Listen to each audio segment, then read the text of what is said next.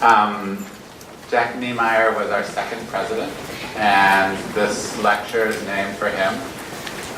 Normally we do one each year, but because of our centennial celebration this year, we're doing several over the course of the centennial. So this is actually our third since the spring. And it's really a wonderful series that honors his legacy. He succeeded Lucy Sprague Mitchell, who founded Bank Street, and was someone who really helped bring Bank Street to maturity and to connect it into work that was happening across the country. And was one of the people who was really instrumental in supporting the development of Head Start and drawing on Bank Street's history and experience to help inform that. This year, because it's our centennial, we're doing a lot thinking back over these past 100 years. And so the topic tonight is very relevant, looking at the history of our graduate school and the early years of teacher training at Bank Street. As you probably know, today, Bank Street trains we have about 650 graduate students, teachers, school leaders, museum educators, child life professionals. We also have several children's programs, including our School for Children and the Family Center, our Head Start program in the East Village, and our Liberty Leads program, which is a 300-student after-school program. And so, as we think about our next 100 years, we're really excited to draw on the history and the rich traditions that have gotten us here. And we're especially committed to trying to figure out how to take the knowledge and the wisdom that resides in this building and share it. And sharing it in many different kinds of ways. Writing about it, doing research, doing professional development with educators and school districts, thinking about ways to make our programs more accessible in the communities that need it most. And so as we look at tonight's program, I just wanted to share a couple thoughts about what struck me about Jaime's work. And I was really interested in the strand around democracy that ran through the book. And I want to share 3 quick quotes from different pieces in the book that I think spoke to that. So the first is sort of a contextual quote, talking about the 1930s when the teacher training program got started. The rise of totalitarianism was making Americans newly conscious of the importance of democratic beliefs and processes, and there was lively debate amongst educators about how to relate schools to the larger society and economy. It was an era of aggressive professionalism when standards for certification and education of teachers and specialists were rising. But one could also argue that hard times were not propitious for innovation. School people had such trouble merely maintaining earlier gains that they had little opportunity to experiment. And the school boards and other power wielders in local communities they didn't want advanced ideologies, but they wanted old verities. Not fads and frills, but the basics. Sound familiar? And so part of what started to happen in Bank Street's work was trying to connect to a new way of educating teachers that's very much alive in our practice today. Part of it was connecting to the world, and part of it was connecting to the self.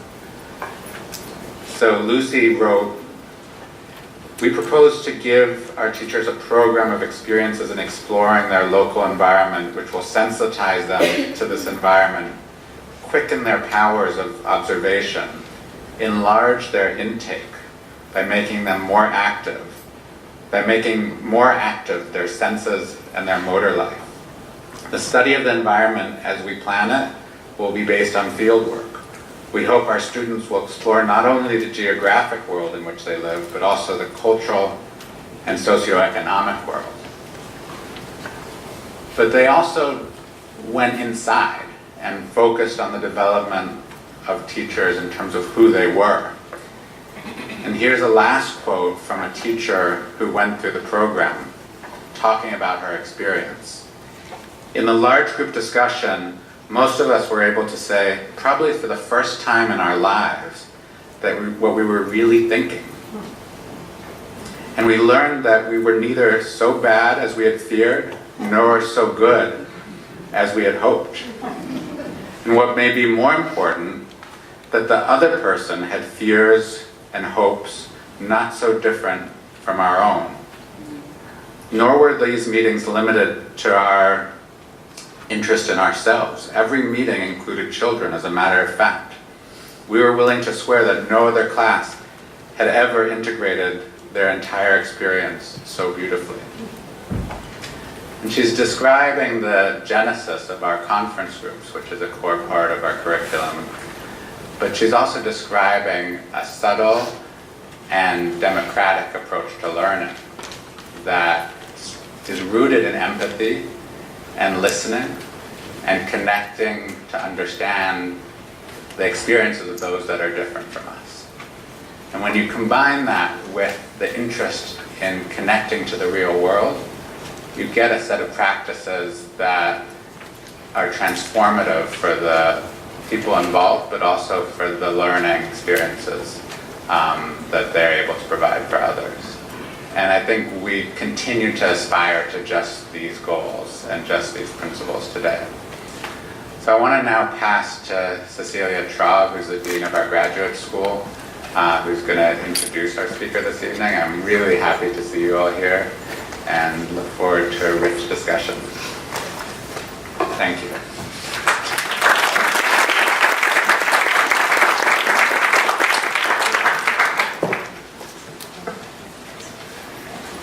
So let me say first that we know that there are some students here who may have to leave right after Jaime's presentation and before the questions and answers. So if you need to come down and sit down, then you can sit down and then you'll have time to get out, okay? But have a chair, please. Jaime Grinberg, PhD, is professor and chairperson of the Educational Foundations Department at Montclair State University. He teaches class in the history and philosophy of education, progressive education, globalization, and sociocultural analysis, as well as in Jewish and Israel studies. He received his PhD from Michigan State University, his undergraduate degree from the Hebrew University of Jerusalem, Israel, and he holds a Master's of Arts from Eastern Michigan University. Born in Argentina, he grew up in Uruguay and has lived in Israel, Michigan, New Mexico before moving to New Jersey. His research and writings under the larger umbrella of studying power and social agency in formal and informal education, we'll figure that later, cover topics such as progressivism, teacher preparation, critical hermeneutics, historical, political, and cultural studies in education, including bilingual and ESL education, and criticality in educational research and social theories. He has published Teaching Like That, The Beginnings of Teacher Education at Bank Street, from which Shale was just quoting, as well as edited 5 anthologies in which he authored many chapters. He co-edited a forthcoming book, Successful Teaching, What Every Novice Teacher Needs to Know. It's great fun for me to introduce Jaime this evening. As I said a bit ago, he lived in New Mexico, and that is where I met him. Then the tables were turned. I was the speaker he had come to hear. It's a pleasure for me now to join the audience and listen to him speak about teacher education at Bank Street. Jaime.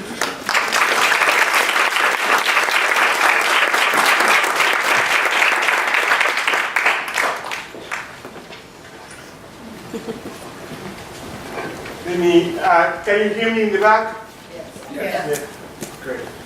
I prefer that to the podium, although from time to time I will go back to the podium. Thank you very much for the introduction, Cecilia. Charles, I was telling Cecilia when Charles was quoting and analyzing a few topics that he gave at least half of my speech. So now my mind, I have to start switching. I am really moved, I have to tell you. Each time I set foot in this place, it brings a lot of memories. Not because I have been an alumni, I was telling Cecilia earlier that each time I come in here, I feel like had I been younger, had I been younger, this would be the place where I would be studying. But I moved into the United States already at an older age, and I went to do my graduate work in Michigan. The experience I have had here doing my research when I came to investigate, and I did that part in the at Teachers College, where the archives are located with many documents and oral histories from the participants of the programs in the early years when the program was created, plus the archive here at Bank Street, that during the time I was researching, I had good news and bad news. The good news is that nobody have really looked too much into that before me. There were a few, but not too many. The bad news is that everything was in boxes, was not as neat and clean and nice as it is now. So here is the key, they told me, go in there. Reading the documents and reading the oral stories were really inspiring. Much more than the initial interest I had in this institution. My initial interest in this institution came from a very personal experience. My mother-in-law happens to be a former preschool teacher in South America, actually. And when my oldest daughter, who is now the mother of my two grandchildren, was 2 or 3 years old, my mother-in-law wrote a bunch of books that she told me I found it in one of the used bookstores, at the time was in Ann Arbor, Michigan, and this is really good stuff. So I wanted to know. I looked at that, I was really impressed. When nobody was talking to them about diversity, they emphasized to represent the children in the books through the pictures in a way that will be representing the communities. So in all their diversity, quite ahead of the time of many others, the stories were meaningful. I am not an expert in reading, but I was certainly fascinated, not only because of the quality of the book, but because my daughter was really very interested. And when friends came to play, and none of them were readers at the time, right? They were, and those were the books they wanted to look at. So who produced those books? And guess who produced those books? Bingo. So that was one connection. The second connection was my teachers in particular, who years ago, who were all coming from the progressive school. I was mentioning before people like Jay and Helen Featherstone, Sharon Feynman-Nemser, and others who were fascinated by what Lucy Sprague-Mitchell and her colleagues did, and by the story of this place, so I had to learn much more at this place. But I was not prepared to the pleasant surprises I came through. So I can go on and on. I am very passionate about what, although the building was in 69 Bank Street, in what is the village, right? This was not the original building, but what this building in a way symbolically represents in terms of the history of this place. One of the things I took with myself, besides the book I wrote, but that from my own personal learning, were two-dimensional. One was, it really influenced my teaching as a teacher-educator, and influenced the ways in which I started to think about what the preparation of teachers could be like. Helped me to imagine things I didn't think about them before that way. I have been always very unsatisfied myself, right? When I was a kid in schools, of course not in the United States, but there seems to be this kind of universal prison-like ethos and practice in terms of how school and the relationships and the routines and the norms and the demarcations, right, that we have to live through, the ways in which they docilize our behavior and our thinking. And I have been always looking for an alternative. And as a teacher educator, I became a teacher actually to rebel against that, which has not been easy, as probably some of you who have been teachers, not in very progressive schools, have experienced. And then as a teacher educator. And I have been in the field of teacher education for many years. Yes, I do research in broader areas and things, but my main job is to prepare educators. When we look at, let me see, because I guess I have a PowerPoint and I haven't used it, and so let's give some excuse to this. Oops.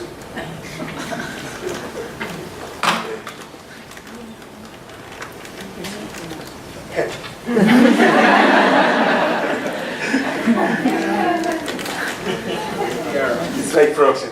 Anyway, never mind. Maybe I don't need it. Listen, teacher education through many years has been designed and regulated and conceptualized from what is it that the systems thought was necessary for teachers to know and to be able to do. So, what have I learned from, don't worry, that's okay, it's just,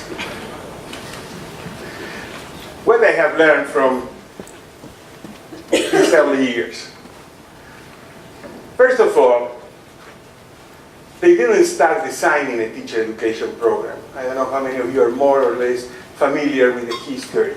They started with a Bureau of Educational Experiments, deeply concerned, deeply interested in understanding how children grow and what type of environments can be created, right, to nurture that healthy growth. And it was not just a glorification of childhood for the sake of childhood, but it was a conceptualization of childhood within the larger framework of social transformation and social change. What today we might call social justice, although it's a term that has been misused multiple times, so I would stay away from there, but I think as a signifier can help us understand what we are talking about. If we want to make the world a better place, as Barbara Weaver, one of the founders, say, then we need to understand how to create those places where children live, that they can grow naturally, but also where we can challenge them, not only through activities that will be hands-on, but also through activities that will be minds-on. How we stimulate that growth, we need to understand more about children. And how about the teachers? By 1930, they started to understand that the teachers that they were receiving from the normal schools were not the type of teachers that were prepared to teach in the schools that they were envisioning. Normal schools, for those of you who are not familiar with the concept, were the schools where teachers were prepared. Teachers' colleges. Most of them were 2 years after high school. Priorly, some of them were even at the high school level. They were not being open to design, to understand, to think about how we connect, how we hear, how we see, how we listen, how we nurture children. So they wanted to create a very different type of environment where they will be preparing that type of teachers. And this is where, thank you, where I was, this is what they were thinking. They really cannot prepare them. And this was shared by many progressive educators at the time. So they go ahead, a group of directors of many of these schools that were engaged in progressive practices, experimenting with what will work, what can we do, how can we embrace those concepts, what type of things we need to do. They started to design a program that was drastically different. First of all, it was about children and adolescents and young adults. And I say young adults because by and large, the students at Bank Street, at the time was called the Cooperative School for Student Teachers, then it became Bank Street just because it was shorter, was the street where the building was located, so let's go to Bank Street, and that's how the names came to be. Those were young adults, but they were not just any young adults, and here in the entrance of Bank Street you have very clearly defined by Lucy Sprague Mitchell what type of individual they wanted to have. They wanted that individual that will be excited about that will be excited about and curious about life, that will be asking questions, that will be ready to experiment, that will be open-minded, that will be willing to grow, right? And to be challenged, and to challenge others, to be willing to be part of a community, but just not in a naive way, understanding that this has a larger purpose. And yes, the years, the times were difficult times. There were difficult times here in America, if you pay attention, 1930. Right? There were difficult times around the world. Right? Look at Europe. Right? And they thought that the real change will come from the classroom. It's interesting that many years later I started to read feminist theory, and many feminists started to talk about transformation starting from the type of relationships that are built in a classroom. At the time, they were not claiming any larger theoretical framework, but certainly you can see very much the roots of the feminist teaching. It was about people, it was about relationships. Now, I want you to pay attention that so far I am not talking about content, I am not talking yet about curriculum, I am not talking about lesson designs and lesson units and classroom management. And not that those things were not important, don't get me wrong, but they have to be contextualized within the larger mission, the larger understanding. Right? If we talk about teachers being transformative agents, right, that will not only teach about democracy or teach democratically, but that will enable students to experience what does it mean to live democratically in the classroom. Right? And many of you might be thinking, oh, we read something about that from John Dewey. Right? And I will tell you what. And honestly, I don't have data to prove it, but one day I will be able to find it. Many will say that some of the writings of John Dewey have influenced some of the leaders of Bank Street. And I wonder if it's not the other way around. Honestly. You must remember that Lucy Sprague Mitchell and Lucy Sprague Mitchell's husband were very close to the Deweys. Right? John Dewey and other progressive educators of the time were members of the Board of Trustees. Right? So who knows? Right? Maybe it was the other way around. But anyway, it was about people because they thought that first, if we talk about transformation, then they have to be having perhaps the disposition we call nowadays, but really the larger attitude, the desire, and the flexibility to transform themselves, to build relationships. And relationships with each other, relationships with the children, relationships also with knowledge. What constitutes knowledge? How we come to know what we know.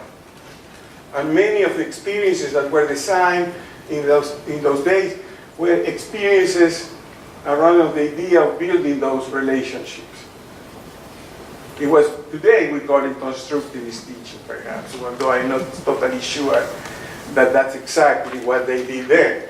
but nevertheless is this kind of approach in which it's really honor the student as meaning maker. It's about community because we don't live in isolation. So it's about, and again, it's one of those catchphrases today, everyone talks about learning communities. But for them, we're learning communities, but we're communities that were much more than just learning communities, or they would be defined differently than a community with the sole purpose of engaging with subject matter learning. And it's not only the community to which I belong, right? Whether it is the community of learners in a classroom, the community of learners in my teacher education program, or the community of learners as teachers in a building, right? It's the larger communities to which we belong. Basically, it was not about letting things happen, but making things happen. Not being passive, being engaged, being responsible toward the community. And I have a few quotes and things. Some of them are the same, but some others that I have experienced. Again, here you can say, oh yeah, John Dewey, as I was saying before. But here is something very unique on the Backstreet tradition. It was really making experience a subject matter of study. Seriously engaging. If I am about to become a teacher in a month or in a year, right? Can we stop and think and reflect and learn from what is it that is happening? Can we kind of take a pause, right, and dissect that experience and understand ourselves in those relationships with the knowledge, with peers, with students, with ourselves, and therefore also that experience of what I didn't catch what's the name now. It was called also the advisory approach. You call it a conference, but that was really a very revolutionary approach because it was not just the student-teacher seminar that many institutions embrace today. It was not only working on what have you designed and how do you think things went and what would you have done differently, but it was about also ourselves, who we are as teachers, who we are as persons, who we are in our relationships with our peers and with the students. We bring sometimes, for instance, issues that are not easy, and some of the documents in which I found in those stories, and I didn't bring all the stories in which these participants in these conferences, just to use the term nowadays, were really questioning themselves in relation to their own positionalities. You know, positionalities in terms of their privilege or not, in terms of social class, in terms of race, in terms of gender. And that was done in the 1930s.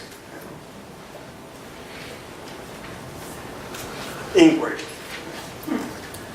That was at the center. I don't know how many of you came across or have heard at least.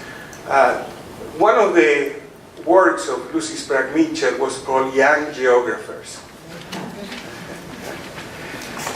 And there are many things about that, and I didn't bring them here today, but I have quotes of the students who participated in some of her teaching of geography. Her conceptualization of geography was different, but it was something that might resonate with many of you today. Basically, she was concerned with the students' ability, and teachers, right, facilitation, to engage young people into the ways of knowing, the questions,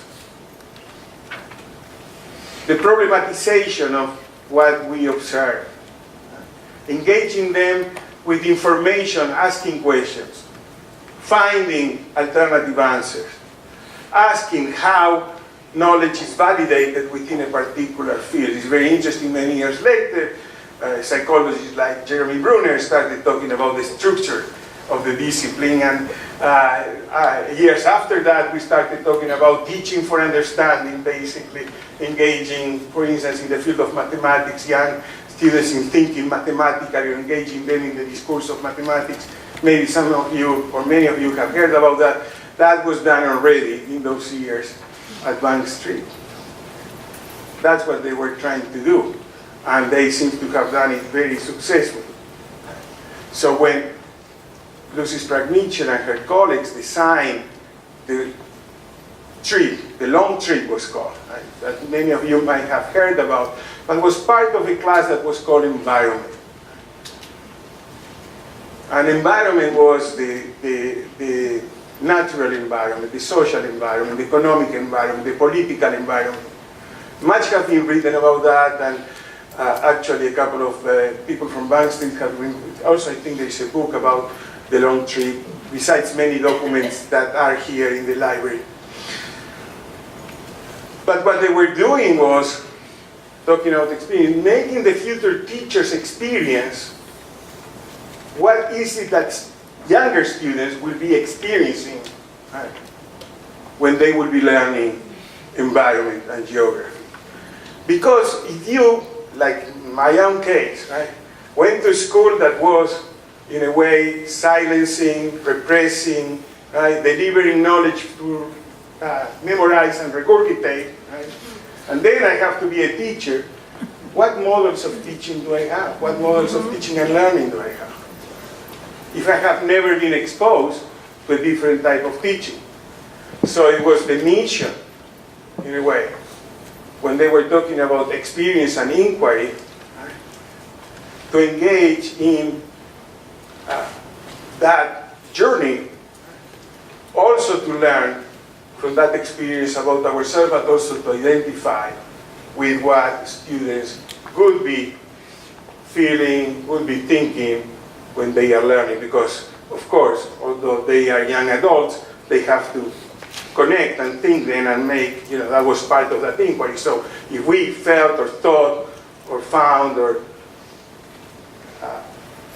pondered about things, what would be like for younger kids at different ages to ponder about those things? Would they be the same level, different levels? So a deep understanding also of the environment and the life of the child.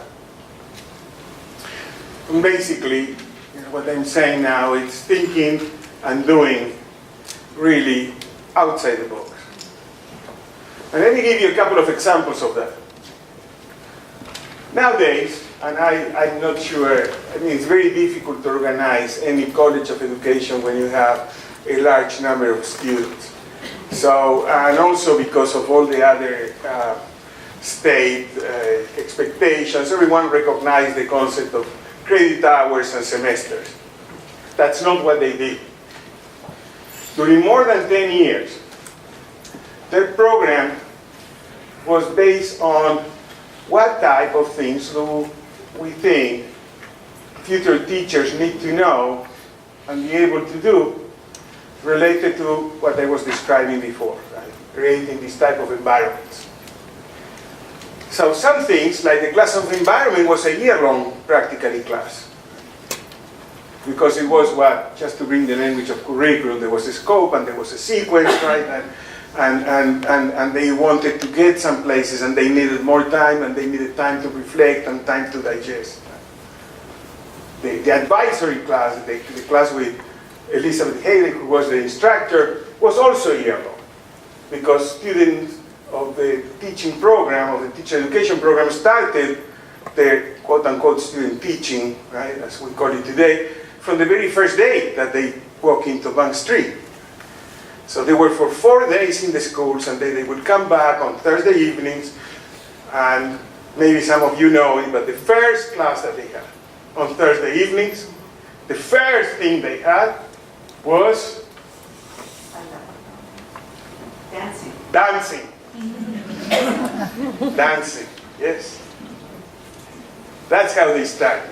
Thursday evenings was dancing. And they took it very seriously, by the way.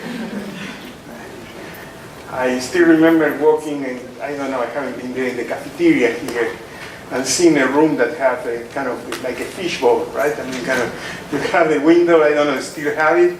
And as I was sitting there at the time, talking with some people here at Bank Street, there was a group of young students coming in and starting dancing. It was not Thursday night, but part of the tradition was kept, right? There were other experiences, other things that were short. There were a few weeks, right? Or a series of lectures, but also going out, also participating. I have to say that the students not only embrace the idea of changing the world. Right? Some of the interesting things, of course, those were small groups and those were cohorts, meaning they started together, they finished together the program. Practically, everyone who started finished. The selection process was tough, right? Because they were looking for people who would be really, really into engaging with the ability of transforming themselves and to transforming others and to transforming others, not in a patronizing way, by the way, but transforming others by creating the opportunities for others to be empowered as the way that they were being empowered in the program themselves. And with a deep sense of social justice. So let me present you with a few quotes. How am I doing with time? Oh, okay, good. So, okay, this is a statement from 1936-37 from a document that I found. It was called it was a curriculum statement. As an historian, I always have those things. It was no date on that, but because of what they were writing about and the relationship with some parts of the program, I kind of guessed that it's 1936, 1937. Others might dispute that. That's what we do in academia. We waste a lot of time disputing irrelevant things. Anyway, yes. Well, I will read it with my southern accent, so you can kind of, in case that you cannot read it well in the back, the assumption is that only as the teacher herself has the opportunity to develop beginning competence and to sense the satisfactions and release of such experience in her own life, is she competent to understand the meaning which the arts may have for developing life of a child. Now they are referring to the teacher,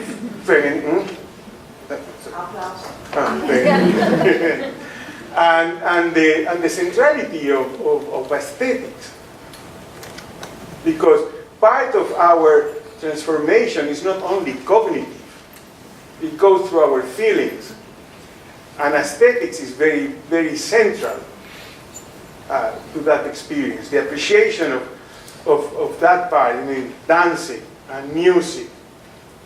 And of course, Lucy Sprague Mitchell have great relationships here in town, so if we talk about music, how about being taught by Pablo Casals? Those of you who are into music will know. You know, he used to be one of the instructors here. So only then is she prepared to appreciate, to say nothing of guide the creative processes of the child. Thus, the prospective teacher not only enriches her own experience, but also comes to understand how such experience may best be used with children. That's what I was referring to before, just better explained. That's Barbara Bieber, right? You hope that it could help the students see how they as people were relating to this profession, what in their background really led them to it, what in their background supported it, where the greatest satisfactions were, where there were problems that could be worked out, and you should be able to help them. So the thing is that you have to question yourself. You have to engage in introspection. You have to look at who you are and open up. And that's not simple. You have to build a number of elements right, in that community for that to happen. Because trust is not just a given thing. And respect is not a given thing. Yes, we respect each other, but truly, right, that intellectual respect that comes not only from the student to the teacher, but from the teacher to the student. The type of safe place, right, in which people can feel comfortable to open up in those ways. That was part of that process. Right, every week ended with a 2-hour session with her. That's a typo. We sat in a circle and she brought out the psychological aspects of our becoming teachers. The whole purpose was not to examine you, but just to open up possibilities to you. And when we came out, we were aware of ourselves. This idea of awareness, this idea of being there to support you, not to judge you. This type of experience, what just I quoted from Weber, what I am quoting from Keelan, who was one of the students in the programs in the 1930s. This is from an oral history that was recorded in 1976. It's pointing us to the fact that the preparation of teachers started from and ended with personal growth, personal caring, building relationships, examining the self. I think that this is one of the quotes you just mentioned. So basically, they are. It's kind of further making the case. The voice of another student. Right? It was pure education for the person who was there. We did have a course called Tool Subjects. You know? Method people will not be happy about that level, but which could be teaching reading and writing, arithmetic, that kind of. But what it's telling us is not that those were unimportant. They were doing those. But in the perception of the student. Like here we are kind of in some sort of phenomenological dimension. Right? It's not only what it was, it's what is it that they made out of this experience, how they filter that, how it sink on them. Right? That the reading, the writing, the arithmetic was perhaps one of the vehicles by which they will be connecting with each other. The topic of conversation, the topic of inquiry, the topic of exploration. Right? But it brings us much closer to the Buberian tradition, Martin Buber's idea of the I-Do. Right? That kind of relationship that it's much larger, right, than the subject at hand. It's not coming, delivering the knowledge, delivering the technique, and leaving. Right? So as she concludes here, that it was that we were being developed as people. And that's what made it tremendously exciting. They were focusing on 4 dimensions of learning. They were learning about the self. They were learning about the world. Right? And I just recently published an article. I mean, I haven't written about backstreet in many, many years, but recently, because of all this kind of overuse of the concept of social justice, about learning to teach for social justice, learning about children, and certainly learning about school work. So those are 4 powerful dimensions that they conceptualized in the 1930s, and that I think continue to be very relevant for teacher preparation today.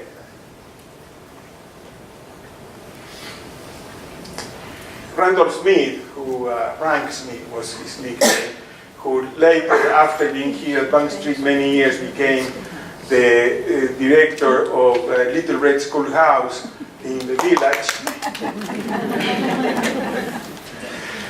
Teachers and students really need to be the cooperating link. Teachers are not something up here and students down here. Teachers may have had somewhat more experience and lived a few years longer, but the educational process is a sharing of experiences, an interactive process. You needed to have an open street between the two so that you could easily communicate with each other.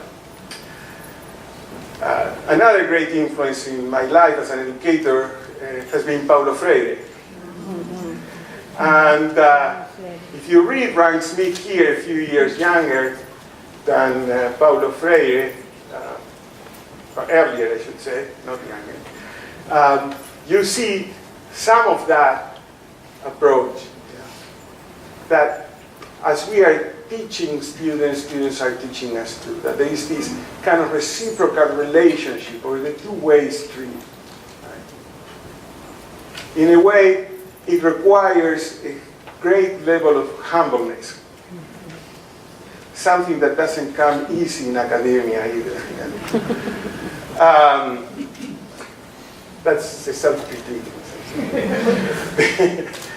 The interesting networking here, for those of you who want to know more about the roots of progressive education in the United States, is that Randy Smith, not only that was the director of Little Red Schoolhouse, but before joining Bank Street, I mean, his activity, he was a student at the seminar, just a few blocks from here, at the corner of where Teachers College is, and he was classmates with two individuals that maybe some of you have heard about, and if not, you have homework.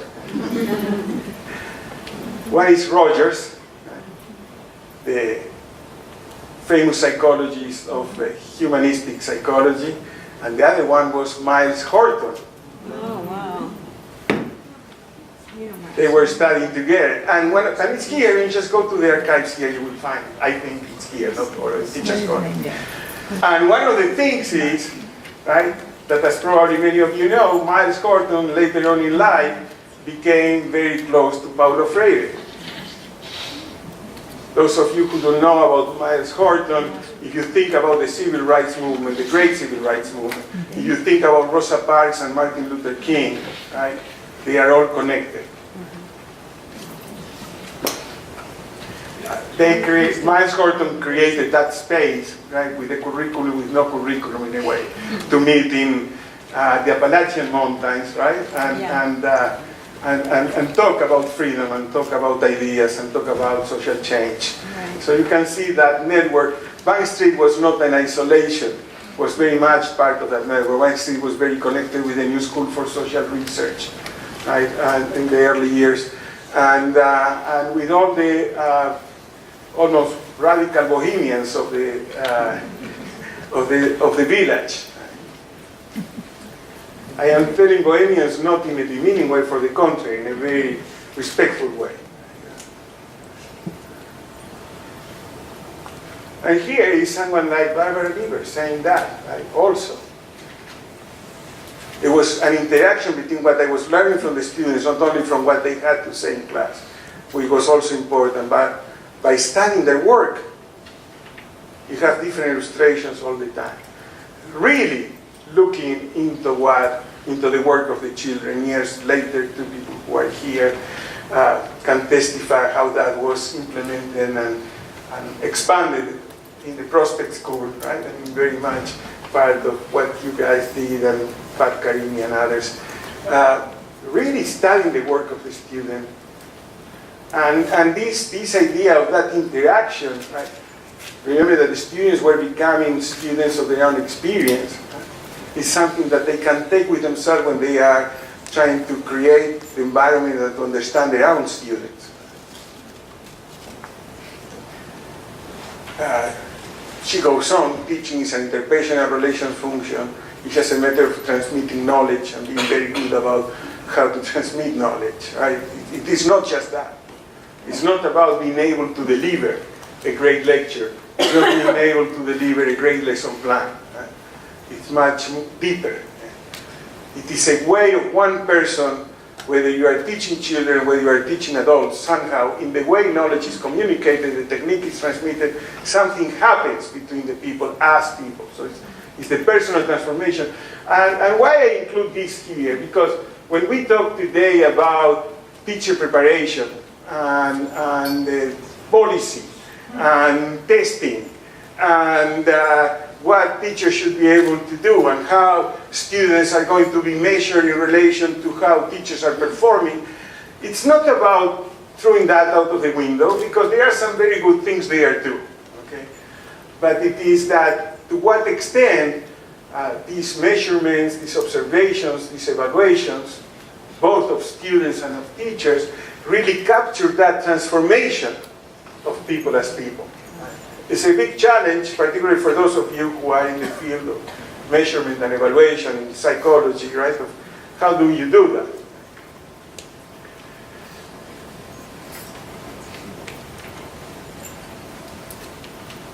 So this is further reinforcing these ideas. This is another student from 1933. And the idea that as a teacher, you cannot stay in your classroom. You have to go out to the community. You have to immerse yourself in the community. You have to understand the community. If you want to understand children, if you want to study their work, it's not enough.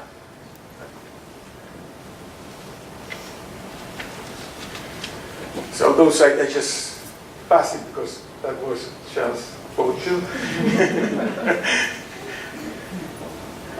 So here is in reference, a group of students here, kind of in reference to the art and to dance and dramatics, and how important that was in terms of their own opening up. Although those seems to be irrelevant, those are very important components of a more holistic experience. If we are about to grow, we want to grow in all dimensions that we can. And sometimes being very challenged. I can just think, sometimes I was thinking, what would I have done if I were in the 30s and Thursday evenings I have to start dancing? What do I do? Start running around the room, I cannot coordinate 2 feet. But it was not about the coordination or lack of coordination, it was about the challenge, it was about the engagement, it was about the appreciation.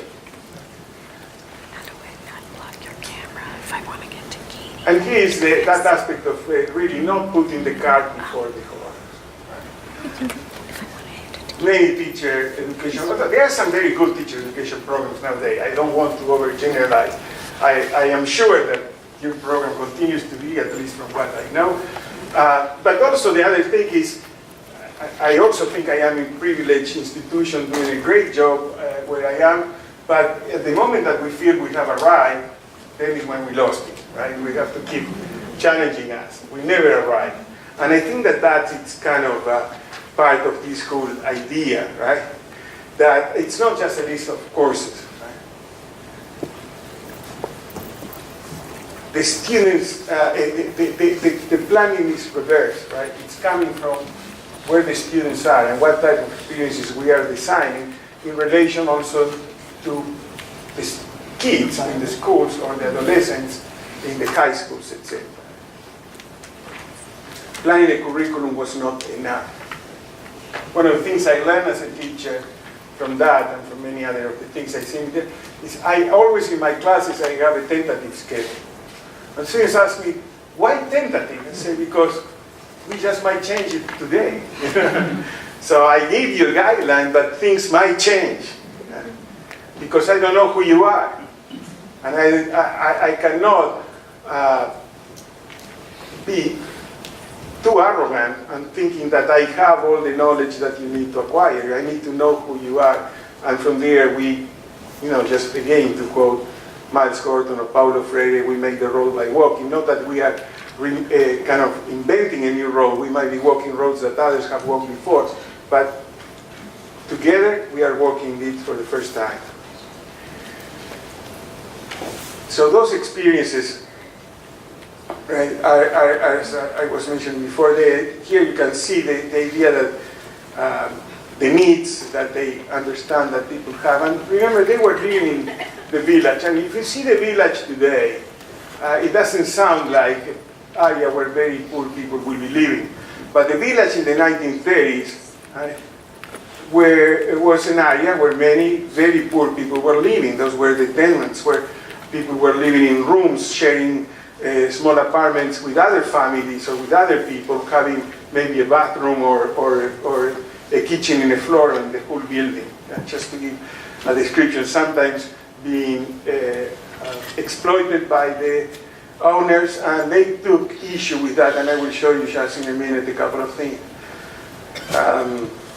They were aware of the socio-cultural context and how our understanding of child development is also cultural in a way, culturally mediated.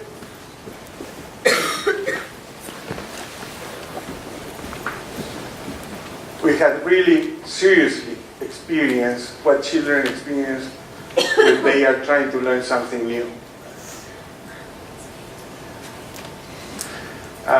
This is about the long trip, and they went into this long trip, they visit all these places, they took notes, they interviewed people, they lived with the miners in West Virginia, they visited different areas with different needs, they learned a lot geographically, sociologically, etc. But when they came back, they had a project, and they had to put those things together. Right? And they had to answer, could human nature be changed?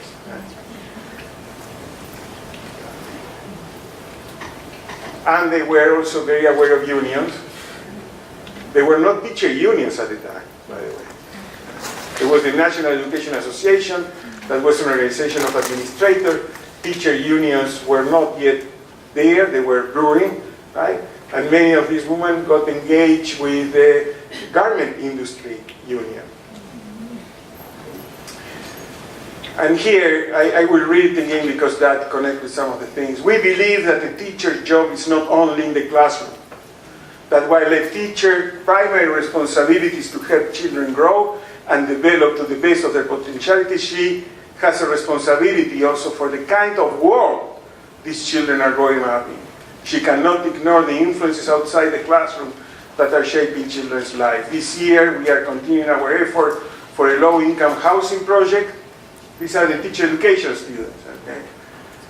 We are working with Greenwich House and their health program, another project. We are cooperating with the public school in their after-school recreation activities, and we are running a Saturday play group for neighborhood children. Children as an activist. I think that Bill Ayers, he have called them the teacher as a citizen. And here's a teacher educator, because we are talking about the student teachers. So here's the challenge for many of us, right?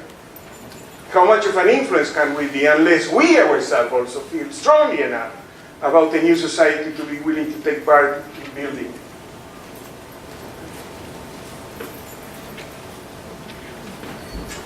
And we will develop social attitude in students unless unless we ourselves have a philosophy strong enough to be doing something about the condition of the world.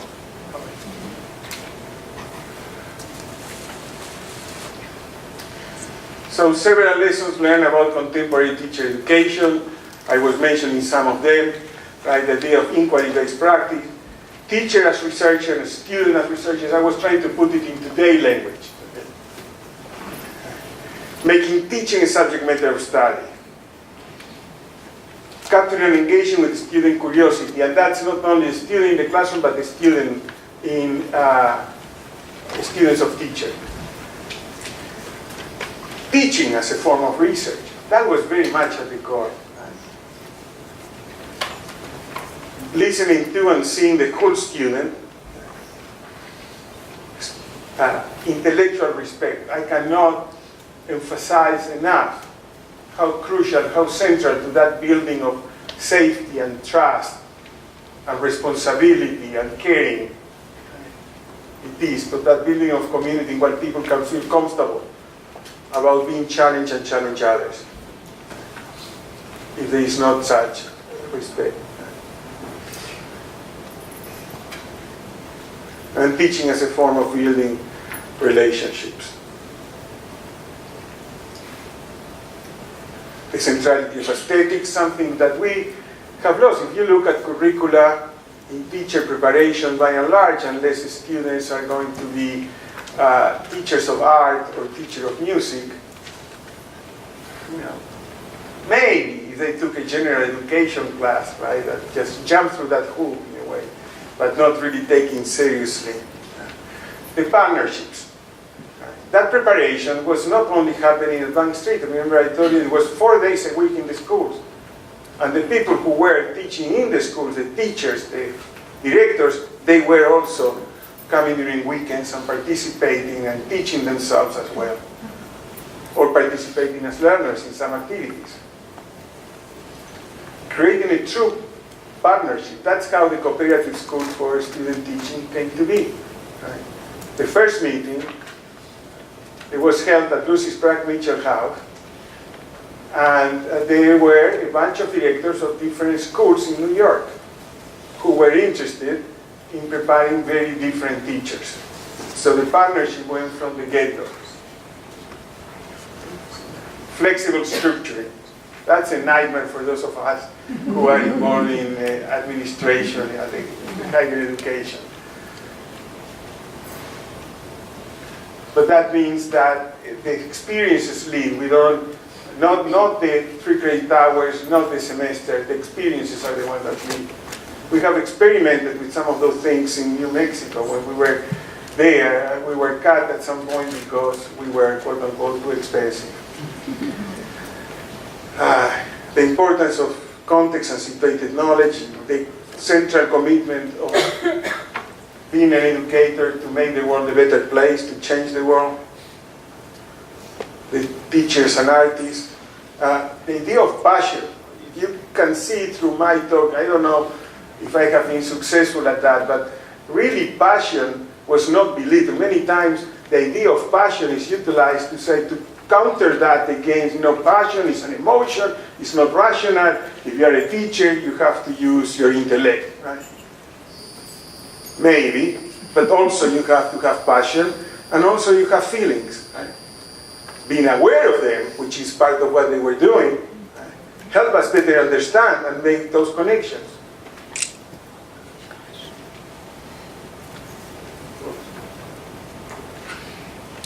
Sorry, I have no idea what I did wrong. Self-awareness, in a way, border crossing. And I use this as a modern concept, but I think that this is very, very important. One of the challenges of contemporary teacher preparation is that the vast majority of those who go or who have interest in becoming teachers are different from the kids who they would be teaching. Does it mean that by default then they cannot really be good teachers of those children? That they cannot understand or immerse themselves? Obviously, there are challenges. But the idea is that introspection, self-awareness, the support of this kind of learning community, the commitment to really authentically engage with the community and understanding who the students are at least ways of crossing borders, abandoning the comfort of where we are, of our own privilege, or challenging our own biases, becoming a student of the community, are things that can help us. And I named some dimensions. We can talk about intersectionality. Obviously, there are many others I have not listed, but just to give you an idea. And bridging false dichotomies. We tend to be too much immersed on this binary relationship, mind and body, emotion and cognition, practice and theory. I think that if nothing else, of all the things that I was presenting to you before through the voices of those who participated in those early years, is that those are dichotomies that we have constructed, that are not necessarily a given.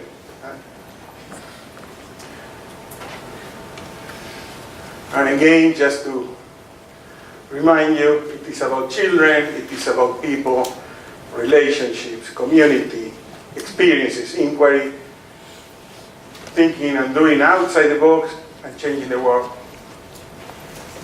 Thank you.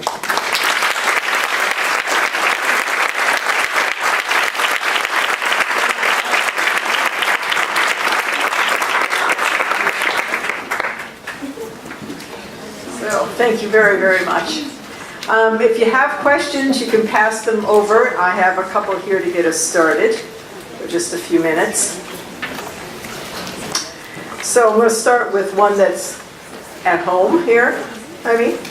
Although all Bank Street graduates would love to find jobs in progressive institutions, most of us will unfortunately only be able to find jobs in schools that are, quote-unquote, prison-like.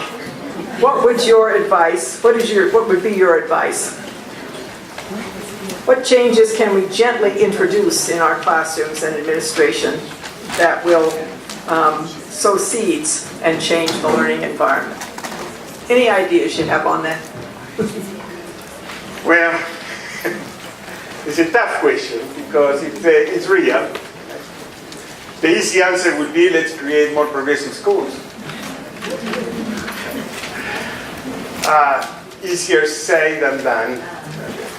We have some wonderful examples, however, at the initiative of teachers. And I'm going to tell you about some, not because Charles is here, but because I have worked with many of them in the city of Ann Arbor, the public schools, a network of teachers who were in different buildings, but they insisted on trying to find peers with whom they can have conversations about the ideas that they have, the perspective that they bring to the table, and try to see what type of solidarity can they build with each other, how they can network, how they can create their own community. Not by going against what is happening, but by trying to open spaces. And there were some wonderful experiments. I know that some of them didn't last. Bach Elementary School, I happened to have had the opportunity not only to work with that school for a few years, but also to sleeping back outside on a cold night just to try to enroll my daughter into the kindergarten program. But the principal was very good, and she opened the doors, and we actually ended up. At the time, there was something called the VCR. I don't know how you familiar with that, and which was much more modern than what I had when I was a child, because VCR didn't exist, right? But we were able to watch a few movies over the weekend. But the idea is that they were able to convince the school district after a few years of lobbying together, of meeting, of having seminars, of having study groups, of writing, of lobbying with the board members in the district, say, give us a chance. Not only the teachers, but looking for support from the community. Parents, instrumental. It would not have happened if it were because of the parents' involvement. Because politically it carries away. They vote, they pay taxes, right? They go to the board members and say that, it's not that happened from one day to another, but they were very savvy people. High schools, one in Ann Arbor, right? The alternative high in Ann Arbor, the alternative high in Ithaca, in New York, right? Those are schools that have been able to do within the public sphere very different things. Not easy. Now you say, as a novice teacher, I enter a building, I have these all wonderful ideas, but basically I'm being told, welcome, forget about what you have learned in school, this is reality. And this is very challenging, but if you are firm about what your ideas are, it's about not challenging the system, but seeing how the system can work for you. Step by step. Look for allies. Build solidarity in the building and outside the building. Look for the parents. I know they will tell you, well, you are teaching second grade and you have to prepare them for third grade. Right? It's frustrating. But I am sure that also maintaining a connection with Bank Street could be quite an important strategy. For example, I'm giving Bank Street for those of you who are from here, but maybe with other institutions as well, where you have been engaged with this type of learning, where you have been engaged with this type of commitment. Right? And the basic idea is being able to see why I am a teacher. What is that I'm trying to do? Don't let the system beat you up. Try to manipulate the system but again, step by step, and never by your own. We can talk more, but it's really, there are other questions. Other questions, right. So, please address what type of experiences and activities you might suggest for teachers and teacher educators that are border crossing, that support border crossing around diversity in a range of settings. Excellent question. Thank you.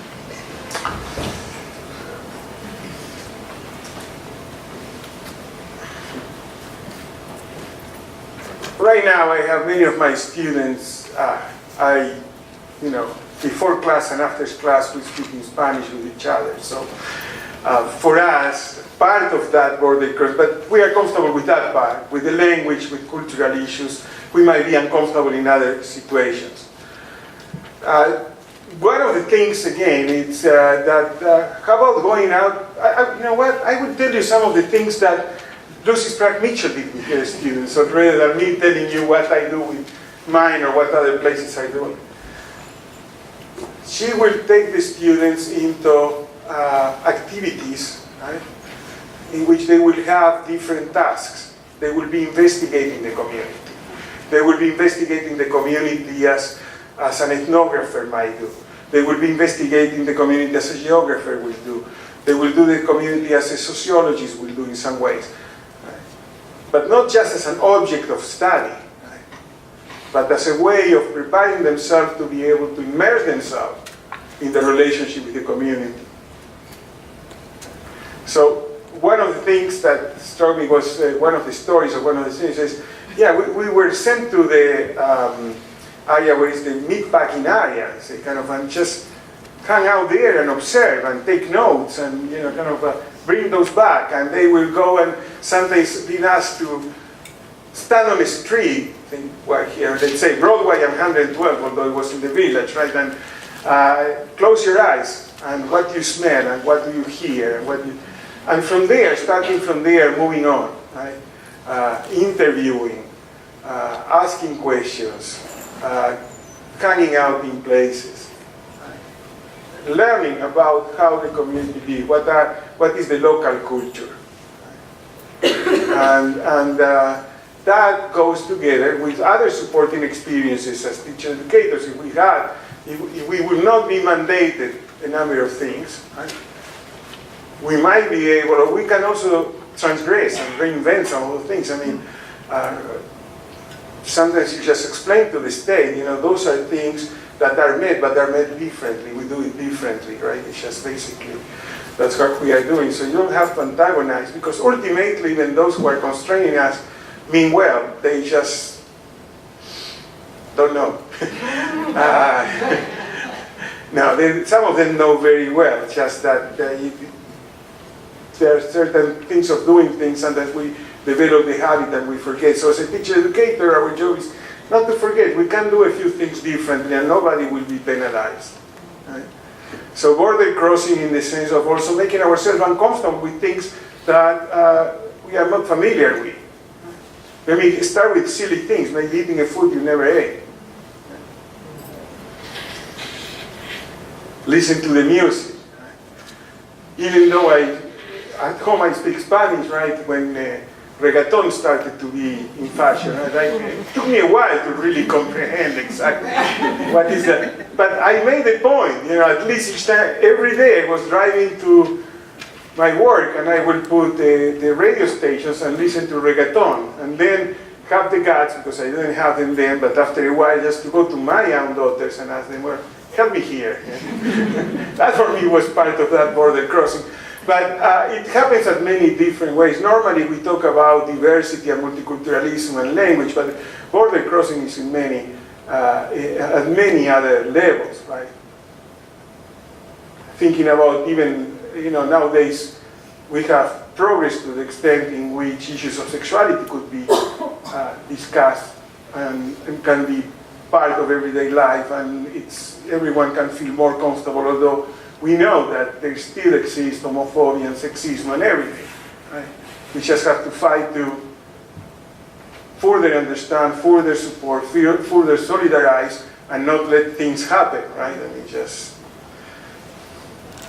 echo shot. We are in very dangerous times again, so much of what we have accomplished could be lost. So there are multiple ways of border crossing, making ourselves comfortable and learning from each other, right? And open it up. And it cannot be done in one activity, cannot be done in one class or